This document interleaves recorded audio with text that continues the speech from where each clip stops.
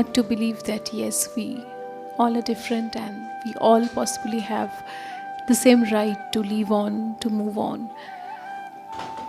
Every child is special and we need to ensure by ourselves. Now we will move on to the next segment of our program and the concluding part of this celebration as well.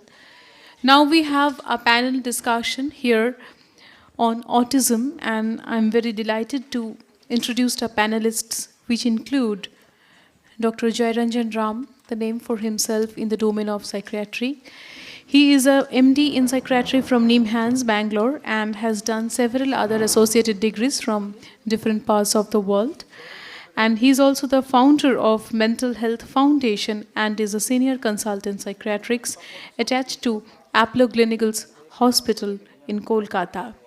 We're also very honored to have Dr. Sudha Kaul, who is a name for her own works in her own domain, and she is the founder trustee of IICP, which is Indian Institution of Cerebral Palsy, and for her contribution to the domain of disability sector in the year of 2010, she was honored with the Great Award of Padmashree. We are also having another very eminent and established musician of herself, Prakriti Datta, who is extensively researching on the Dhrupad in Indian classical music in different genres. And to introduce her in a different way, we are very blessed that she continues the legacy of Jogesh Dotto from mime art in Indian art and culture. And to add to our crown, to add to our prestige, we have had our moderator to host the session, who is again a name for himself.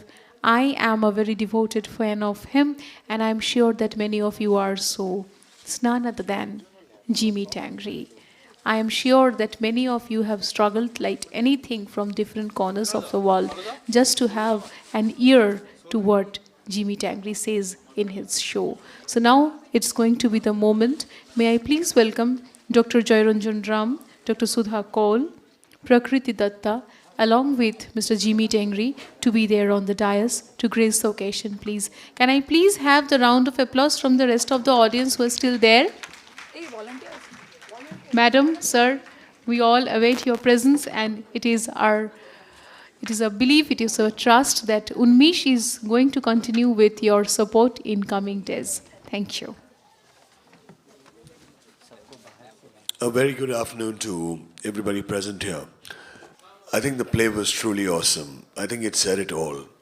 I don't know what we're going to be really talking about after that play, because I think from beginning to end, various facets of life, from the child to the family, to the behavior, of people around, to the society, it's tough.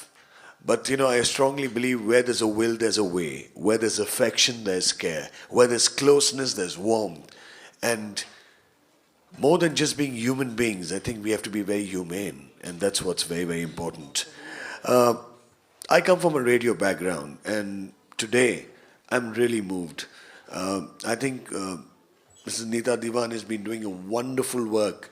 Today, I actually got a little bit more clarity about autism, what it is actually, and how the behavioral attitudes.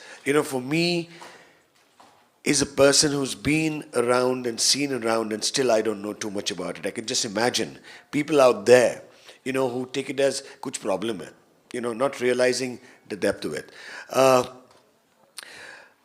It's going to be very, very informal.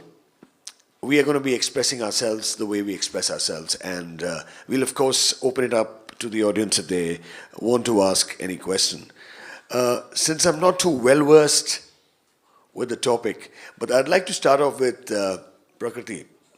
With your vast experience, and what do you feel today the play in itself has tried to portray? It's been a combination of visuals, it's been a combination of music. It's moved a lot of people in the audience. I also was really moved at one point of time.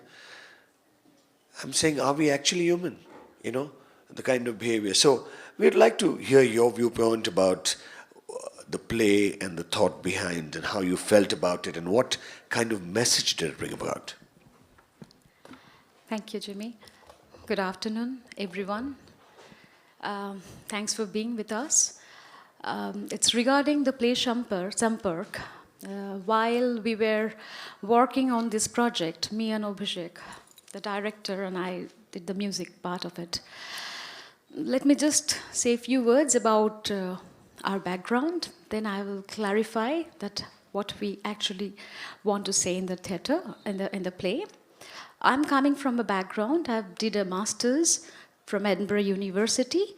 It's an MSc degree which explains the cognitive musicology, which is like how your brain works towards music, which is quite a boring and a difficult subject to understand, so I won't go deep into that.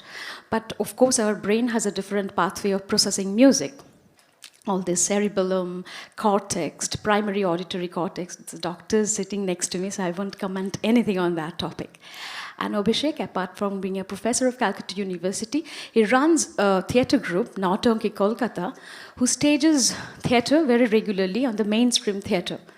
And then, for last 6 years, we are working with children who are suffering. We work in the hematology department of Calcutta Medical College. For last 2 years, we're also working with NRS Medical College.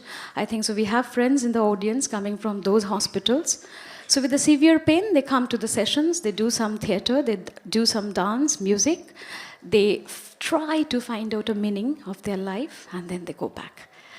With this particular one, the Sampark, we kind of try to tap the major underlined problem in autism, that is communication difficulties.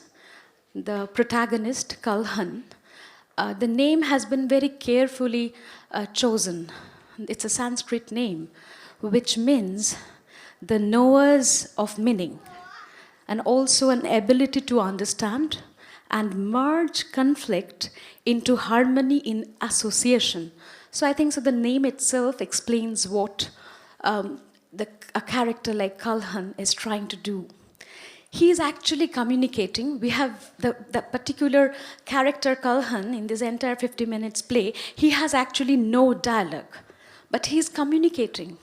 He is communicating in his own way. When he is playing with his peer group, he's actually communicating, but he is decoding the language in his own way. So he is just kind of finding out a technique. He's laughing, he's enjoying, he's communicating, he's sharing, he's timing, he's sequencing. So he's doing actually everything what we do in communication, but he's doing it in his own unique way. So if I call it a spectrum, so I would rather put Kalhan, a character like Kalhan, in the middle of the spectrum, who is not totally withdrawn, but who has some symptoms of being taken away as well. So it's kind of a middle of a spectrum. And also, Kalhan can sense a problem. When there was a problem on the breakfast table, Kalhan was reacting. Kalhan was trying to be part of the family. He could sense that something is going wrong. So we kind of try to show a little bit of everyday life, like how these children come out of home, how do they cope, how much space actually we offer. It is like how much approach we take towards these children is kind of, we had an open question, and that is what I can talk about our play. And all the children in our group has grown a lot. For last 2 months, we are researching a lot. I had worked with National Autistic Society Scotland for 4 years during my stay in UK, but my group, all our students, they're very new to the subject. So we researched a lot, and we have gone through all the poetry being composed by people suffering from this world. The drawing on the slides is all from the world of autism. And actually, I would rather like to again quote one from their world, that trapped inside but free to explore. That is all autism is all about to me. Like, it is our approach to them to understand. Thank you so much, explained in a beautiful way, in our own way. And I think some way or another, it's not just understanding. I think you need a lovely heart to kind of accept it, to kind of move forward, to kind of treat it, to kind of, as rightly said in the play, all they need is love and understanding, and it can make such a vast difference. It's really proud to have Dr. Sudha Kaul with us right here. And ma'am, with your vast experience, what is your viewpoint on the acceptance? Because 1 out of every 70 children have autism, and about 70 million in the world. So, according to you, what is the degree of acceptance by people around and people who are going through the experience, or just visualizing it? I'd like to begin by thanking Neeta for giving us a chance to be here. And as you both said, after seeing this spectacular play, one feels very inadequate to be commenting on acceptance and things like that. But I'm so glad that I have come here. I'm going to put on my hat as a parent. I have a 47-year-old son with cerebral palsy. And I will not talk about autism, cerebral palsy, anything. I'll talk about children and adults. And I think acceptance really depends on all of us as individuals. We accept things which we are comfortable with. We accept things that make us feel happy. And I think parents with autism or parents with any child with disability actually do accept. But there's stages of acceptance. And acceptance makes it easier if you are within a family who's supporting you. In the play, it was a nuclear family with the house help being part of it. And you could see from the house help who spoke very little, he was accepting. And I think the more we talk about and create awareness about any of these problems, the acceptance becomes much more easier and much more natural. And I think that that's what we need to do in our field. I've been around for many decades, but it's youngsters like Neeta and others and like you. It's wonderful. I see this as a great change from the time we began our Institute for Cerebral Palsy, where you have people from the world of art coming in and you taking the lead role in talking about this. And that's what we need. We need people with autism, people with cerebral palsy, people from the outside world becoming part of our world and taking this forward. Acceptance then certainly would become a natural process. Thank you, ma'am. Thank you so much. And we have Dr. Ram with us, a thoroughbred professional. And of course, sir, one question. You've seen a lot of these cases, and the prevalence and seeing a lot of cases and the kind of acceptance, because you're dealing with it on a day in and day out basis. You've seen various reactions, you've seen multiple cases. So we'd like to hear from you, your point of view, on the prevalence and of course the acceptance, because you're dealing directly with people who are affected. You're dealing directly with families who are affected. So what would you like to tell us on that? Yeah. Good afternoon, everyone. And I genuinely want to thank Mrs. Diwan for inviting me, and I would really like to thank for what you have done. It was truly, I'm a very, cold-hearted, cynical, thick-skinned person, but I had, I was moved by what you have done. And as Dr. Kaul said, that contributions from the field of arts, and there are so many of you here, and I have seen Mr. Goenka, Mr. Khandelwal, they were also here. I think it speaks volumes regarding how people have given up their time. I'm a professional, I work with children with autism, so I had a reason to be here. But there's so many of you here who have given up, on their weekday, a working day, and just been here to, support what Mrs. Diwan is doing. So I, over the years, have always felt positive, and, I'm quite optimistic regarding how things will move and how things, are improving regarding acceptance.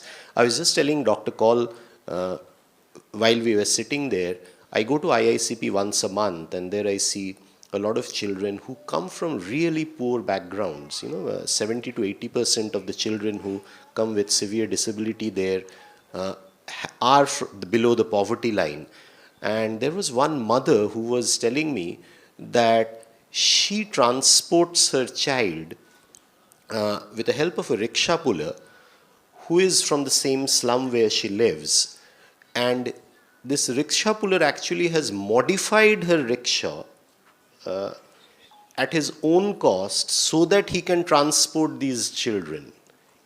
And I feel that they are the real heroes of our society, really. And that's acceptance, and that comes from, again, being with someone, seeing someone from close quarter.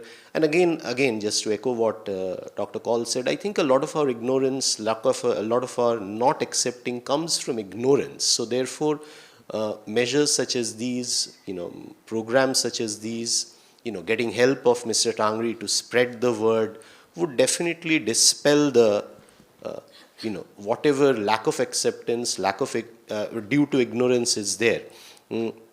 Again, I remember, one of the meetings where we were having a discussion regarding inclusion in school, and Dr. Reena Sen, whom you know or may have heard about, she actually made a comment many years ago which has stuck with me.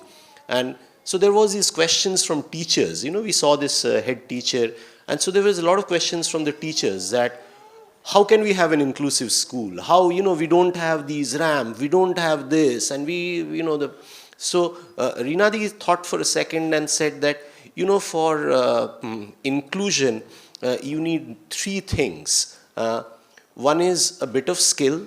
It's not that all of you need to be special educators. A bit of will, and a whole dollop of dil. And that's what I still remember, and it's so true, So we can, schools can say and that, we don't have special educators, this, that, but all of us, if we have a combination of these three things, but largely it's the heart really, and then we can, be a lot more inclusive in our approach.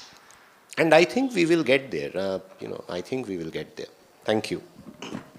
Doctor, another small question, we know of the prevalence, we know of the kind of acceptance which is being given, and still it's got a long way to go, especially by society. The problems faced by the children, the parents and the caregivers who are actually, trying to help out. I would like you to tell us something about it, because I think there could be a lot of parents out here and a lot of caregivers out here who could, get an in-depth understanding from your point of view, on how and the problems, many of them actually maybe being with it for some time still don't know how to tackle it or trying their best to tackle it. So what are the most important problems which they generally face, in this journey which they are undergoing? I think, firstly, what comes across, it's like a bolt from the blue. None of us are prepared. See, there's no script for parenting, and even if when you have children for the first time, you learn across the job and you learn as it goes along. For parents with children with disability or autism, I really cannot amplify the problems they face, because this is right now absolutely a bolt from the blue. Communication is a major problem. As Mrs. Diwan said that, I waited for 11 years to hear him speak mama.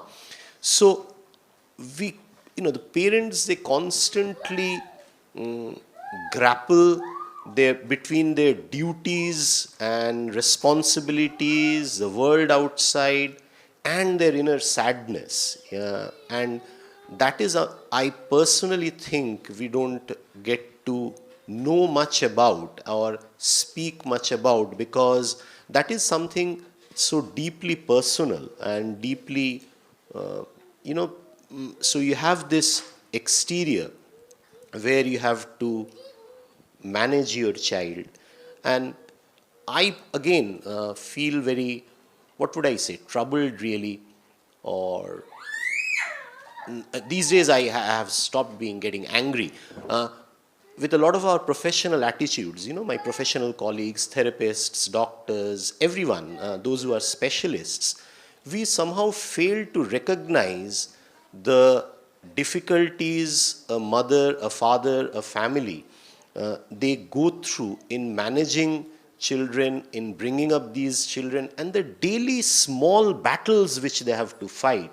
In order to get your child ready and make him brush is an enormous battle. While I, sitting on this side of the table, would prescribe things, advise things, give sermons, you do this, you do this, you do this therapy. But for the person who is dealing with these things, it's a huge, humongous step which I feel we don't appreciate and understand. So I feel, I personally, and this is a deeply personal statement really, I personally feel that my life has been enriched by coming across people primarily with carers, and I feel that they are the real heroes of our society. And the work they do, the amount of effort they put in, doesn't get appreciated, lauded. There are no awards, there are no Filmfare awards for carers, or there are no whatever things for carers. But I think that our society owes them a debt, and we learn a lot from them. We learn a lot from them. Doctor, I know it's always a learning experience. Being a part of radio, I was just talking to Doctor, and I think it's important that people from all walks of life make the city aware, make the country aware, make the people aware on the other side. I'd like to ask this one question because I was just curious. When a child is born, when a child grows up, when there are symptoms, how do you go about it? Does it come at a later age? Does it come immediately? Or what happens that we kind of take preventive action? Yeah. See, autism is let me talk briefly about autism. So it's as Mrs. Diwan said, it's a fairly common condition. 1 in 68, 1 in 70 is the prevalence. And it's what it is known as, it's a neurodevelopmental disorder. So it is actually obvious right from the birth. And essentially the problems are in the way the brain functions. So the brain has got numerous cells which are known as neurons, and these neurons are not properly connected with each other.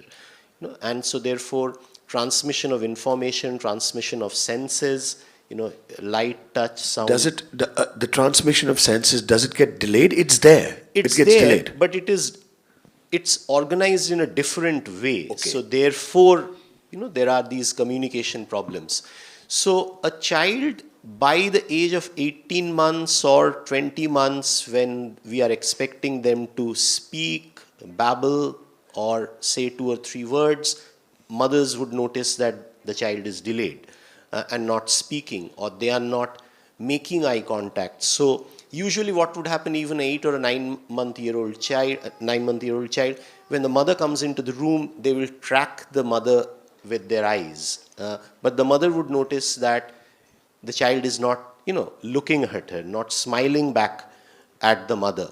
And so there are these very subtle signs which basically is obvious from the age of 18 months or even earlier if the symptoms are apparent, regarding social connectivity, social reciprocity. Like, suppose I'm talking to you, you are looking at me, but the child would be at his or her own world.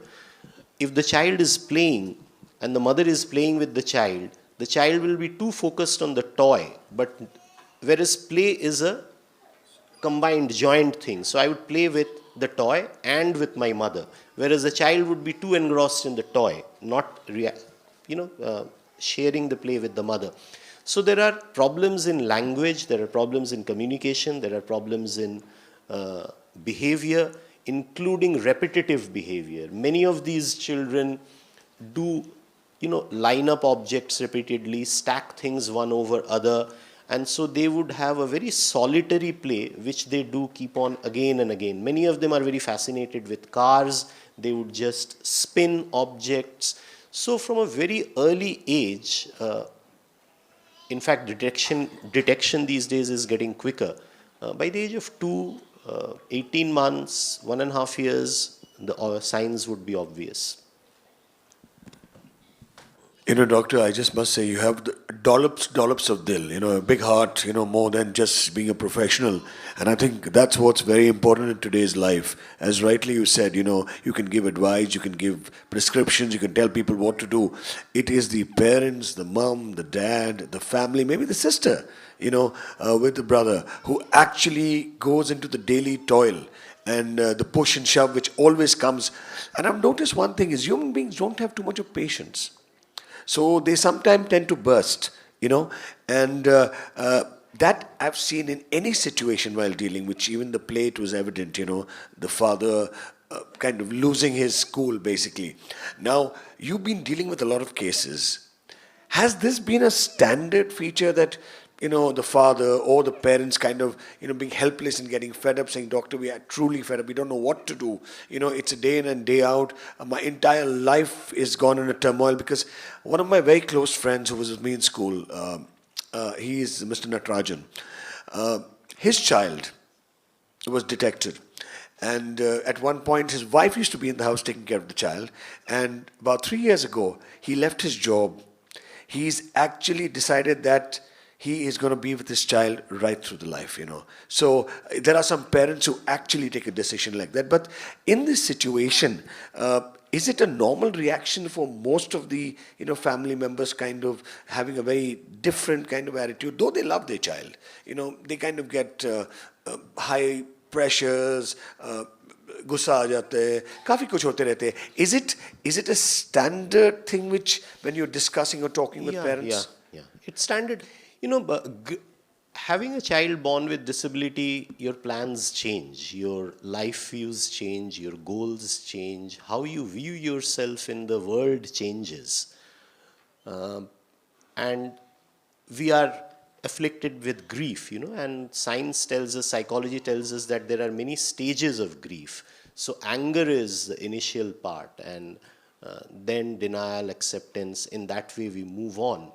But again, it's working with parents, I think it is a kind of a cyclical grief also, because sadness will always be there. You know, a father once told me beautifully that, you know, this sadness, this grief, it never goes away.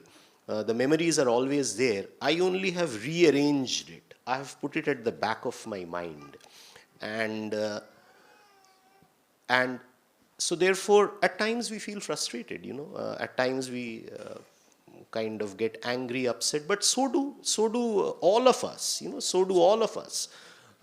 So therefore, that is part of life, and I don't think parents need to feel guilty or upset because they get angry, because I am one of the most angriest persons, apparently, according to my wife.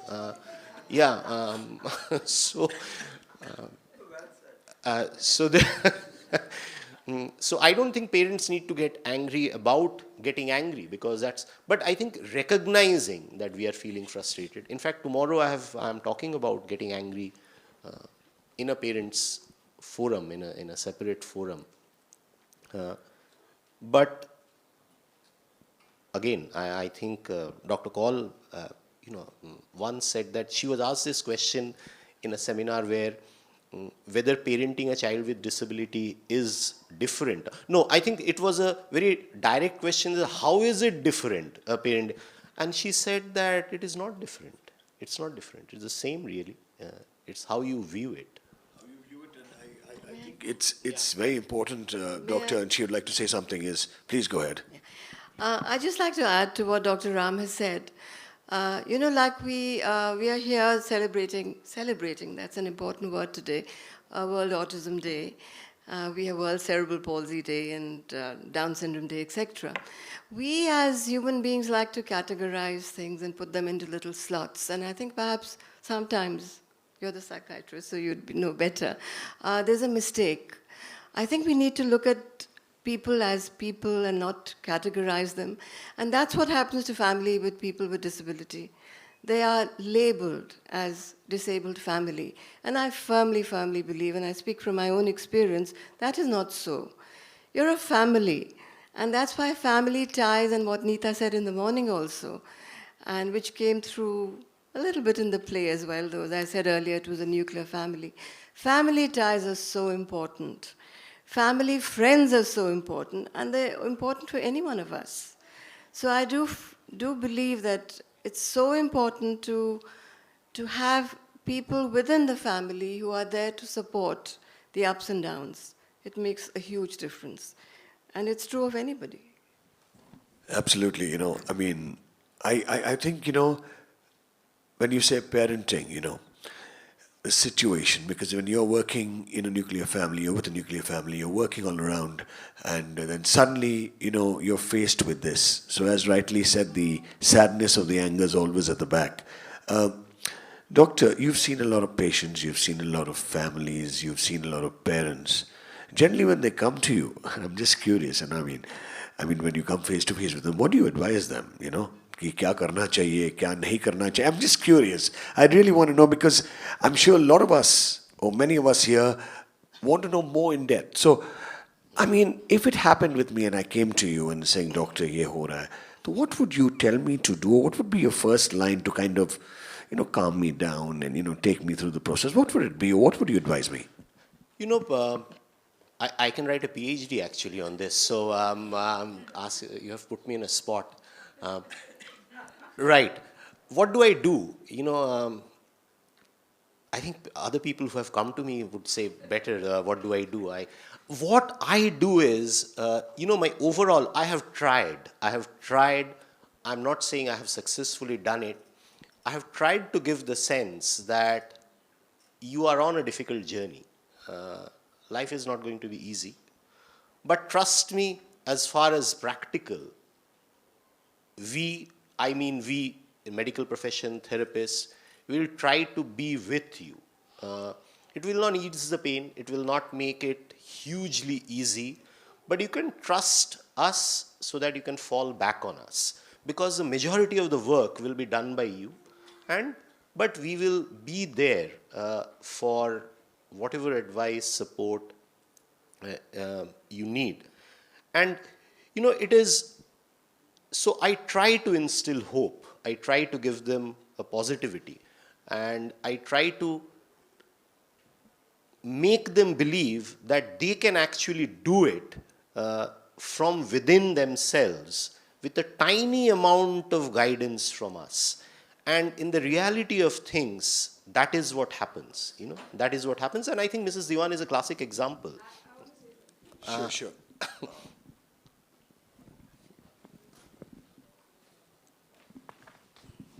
Yeah, when I first went to him, and when he's saying we tell the parents, like, okay, you can do it. And I think Unmesh started because he told me you can do it. And I would really say that I wouldn't have even started had it not been him. You've been an inspiration. I said, man with a big heart, I mean, I always tell the doctors who actually operate on hearts that you actually join so many people together. I'm just curious about one thing, from what I saw in the play. Music, color, some kind of, does it help the children? I mean, because I've noticed kids, anything, they notice color in a very different way, bright colors, toys, or even music. Some of the children suffering with autism, when you play music, sometimes they tend to kind of groove to it. So does it help, like not just love, but I think the entire environment, the surroundings. Prakriti, you'd like to say something about this? I mean. Well, it's music, it's not helping or something, it's like a behavior. As a music therapist, we suggest like you eat, like you sleep, you music. We rather say that musicking together. So we kind of encourage the whole family to come to the therapy session and do it together, not just listening to it. Listening to it, of course, it's very therapeutic. But like with the caregivers, with the sisters, with the parents, with the nannies, you come to a music session, you come to an art therapy session, like a very integrated art therapy sessions we run with theater, mime, puppetry, everything together, colors, everything, multimedia, everything we kind of incorporate in our session, and we just music together, we just have fun together. So you have to, I mean, if you go NHS in UK, they send the referrals to the therapist. Here, the system, it's coming that you have to go to therapist. There, maybe you'll find some kind of a holistic pleasure up there. But you know what? Music does its job itself. I mean, like from the beginning of the life to the 18 months till a child develops speech, the whole mother-infant communication is musical. You don't talk to a child like, hello, how are you? You rather say, hello, how are you? So it's very intonation. So music that is, you look at the Rag Sangeet, if you just say, Amamuri baat manale pihara vamato. So it says all about itself. It's a rag. You know, when the Kalhan, the protagonist, was actually smiling around, laughing around the stage, I listened to the audience, and all my autistic friends in the audience reacted instantly. They were laughing along because we kind of tuned the smile in the pitch, which is C, which is the C measure, which is a natural human skill. So it's all scientific. I mean, it is not just music is doing something, or you come to a therapy session, will it give you fun? It is all science. It's the neurotransmitters. When you listen to the music, your oxytocin, your dopamine, your serotonin, it's all coming. You're reacting to it. You're feeling happy. You're giving a doping effect to your body.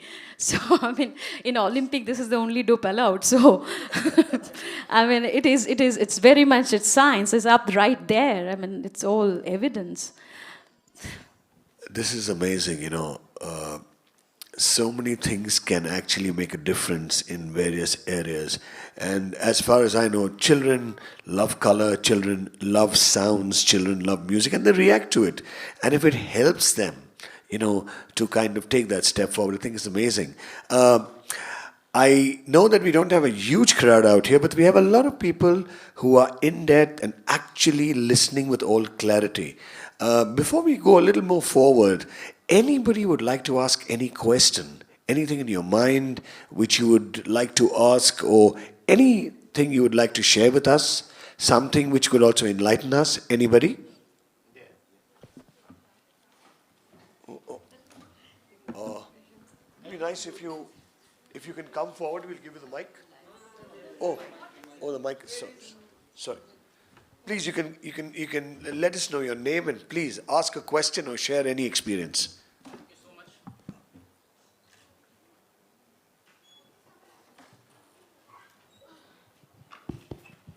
Thank you. I really thank God that I could be part of this event today. I will always cherish this memory throughout my life. Sir, I want to ask, my daughter is a special child. She has cerebral palsy. We keep on hearing from different sources that there are good rehabilitation centers in developed countries like UK, Singapore, US, which is not there in India. So what actually is the difference between the developed countries' infrastructure which are with India, and how can India geared up to such level, if there are any differences in that? Yeah, I think the main difference is that it is state-sponsored. See, poverty is a major issue. See, providing care for a child with special needs is taxing, and it's also very expensive. This is something which we don't possibly appreciate. So therefore, in my, I have spent some time in UK only, so I can only speak for England. Everything is state-sponsored, so therefore you don't have to worry about the cost, and the infrastructure is far better in the sense that you will be transported, irrespective of your income. You will be sent to the local best area, school or rehab center, where you will get all the forms of therapy which is needed free of cost. So I think that is the major difference. Apart from that, with respect to quality, the commitment of the therapists, the infrastructure which we have in India, it's not lacking. It may be fewer compared to per capita if you calculate it in that way, but I do not think that skill-wise it is any lesser. And in fact, I feel that I may be biased, having worked in UK for about 11 years and now working here. I feel skill-wise we are far more innovative, we are far more creative, we go out of the box. For Prakriti to do this in a maybe an institutional setting in UK would have been far more difficult than it is here. So a short response to your question is, skill-wise, I don't think there is any difference. It's a financial issue, that is an infrastructural issue, transporting one child from one place to other. Those practical things are difficult. I think, Doctor, Yeah, I agree. No, I totally agree with, well, I'm very biased because I'm part of the Indian Institute of Cerebral Palsy, but I totally agree with Dr. Ram. Finance is a huge issue in terms of providing the right kind of tools, and people with cerebral palsy also have communication disorders, and they do need alternate communication modes. A laptop computer, a tablet, is not financially viable in our setting. Even in the city of Calcutta, not many people would be able to afford it. So communication tools, specialized wheelchairs, motorized wheelchairs, all these things, yes, it is a real issue in terms of finance. Yes, we have a lot of people putting up their hands. The gentleman in the white shirt, yes. And then we'll come to you. Could we have these lights a little dimmed down or off, because we really can't see.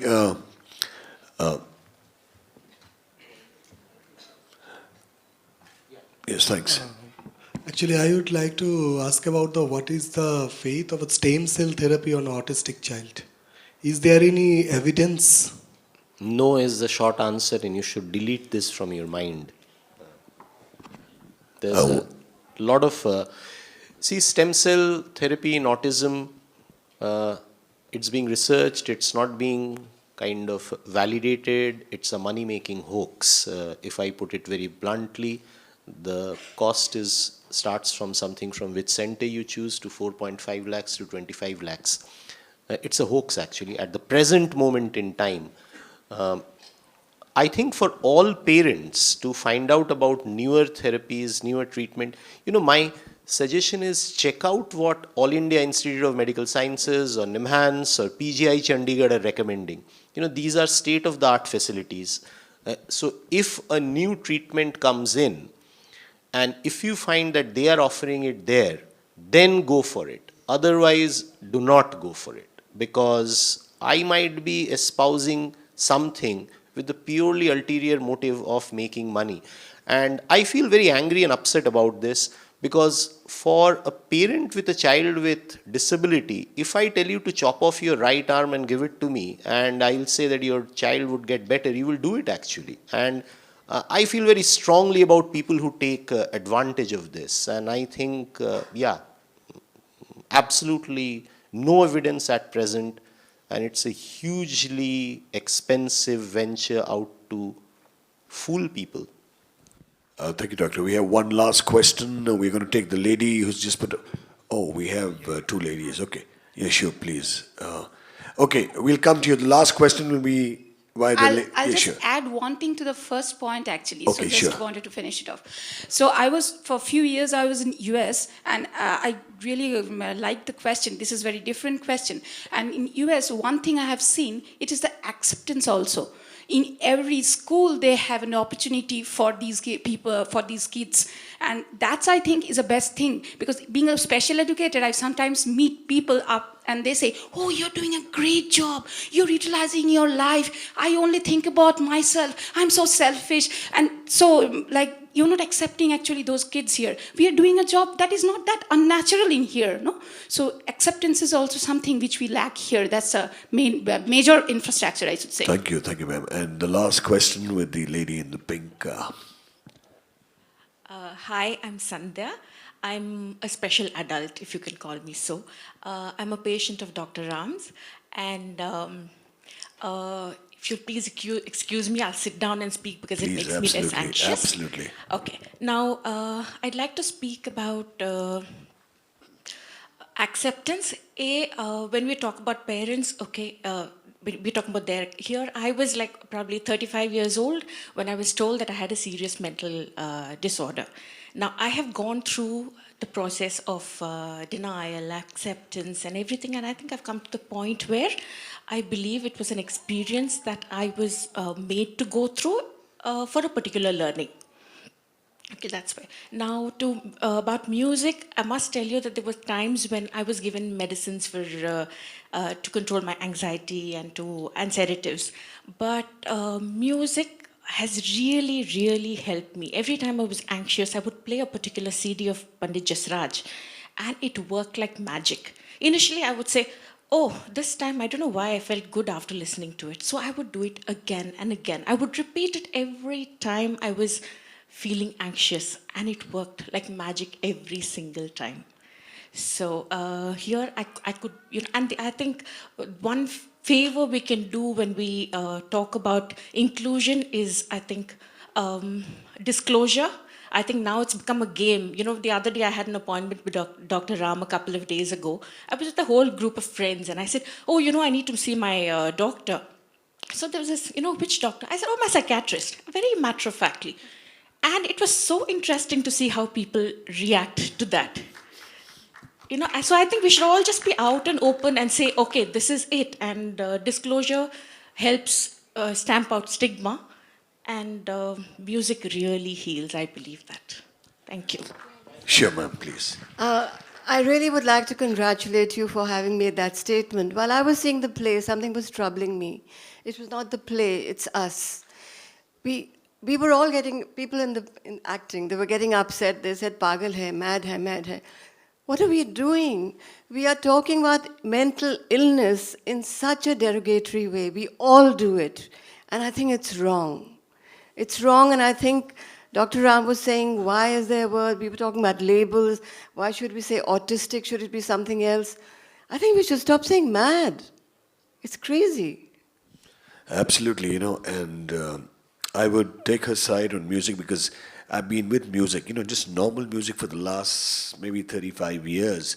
And trust me, in many occasions, whether it be a child who can't sleep, a child who's actually, being very angry and rebellious, music has helped in the smallest ways. So I'm sure, as we move forward, that kind of therapy is actually going to work on the mind, and maybe we'll come out with further magic. We don't know, the world is so vast, but here I'd like to just tell everybody, it's not the difference people can make in our lives, it is the difference we can make in people's lives. As parents, as people, as friends, as family, as just a normal citizen of the country. And doctor, I'll take up this thing of yours. We must do something on radio. We reach lakhs of people, and I think it's time we try in a very, very normal way, because it's, if we go highly technical, people will not understand. But I think media, radio, television, in some way or another, even if we do small bursts of it, people will realize, because there are lakhs of people there, let me tell you, who do suffer from a lot of stuff. They don't know who to turn to, what to do. They are helpless. But when they call into a radio station or hear something on a radio station, I think some hope or some light comes up. And final words before we call it a day, doctor. All of you all, if you can just say a line, because we've had such a lovely audience out here.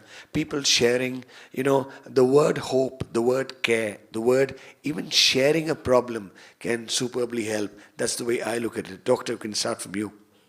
Anything you would like to say as parting words? I think my parting words would be respect, really.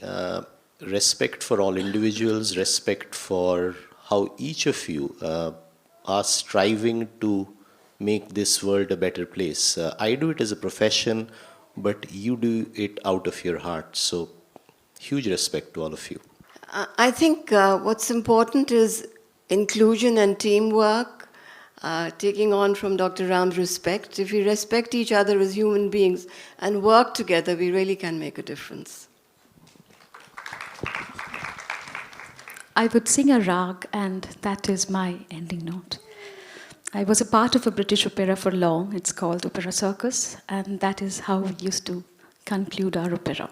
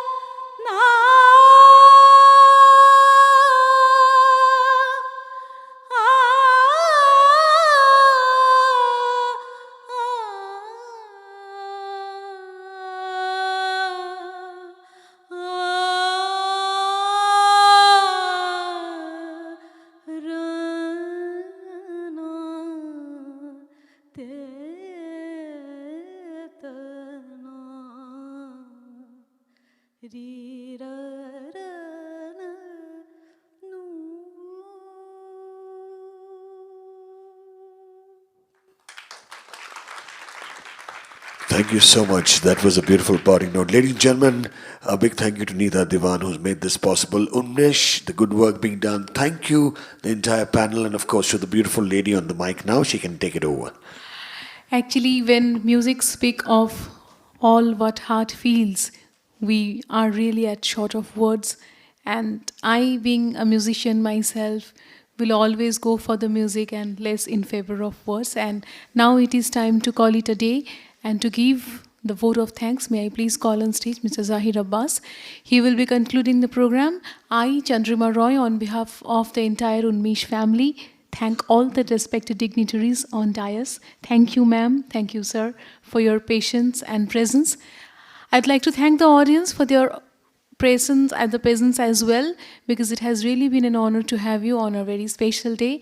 It is really a day of celebration for all of us, because we, with the children of autism, really want your participation, your care, your support, your inclusion in our family, so that we can hold our hands tight and walk a long way ahead.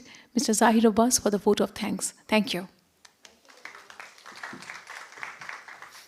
Good afternoon to all of you.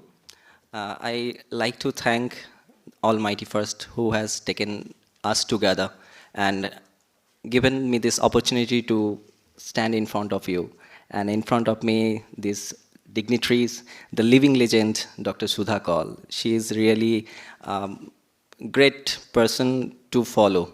And like us as a therapist, we all are into her path. I like to thank Dr. Ram. He is dedicatedly doing his job for past few years, and Prakriti Datta.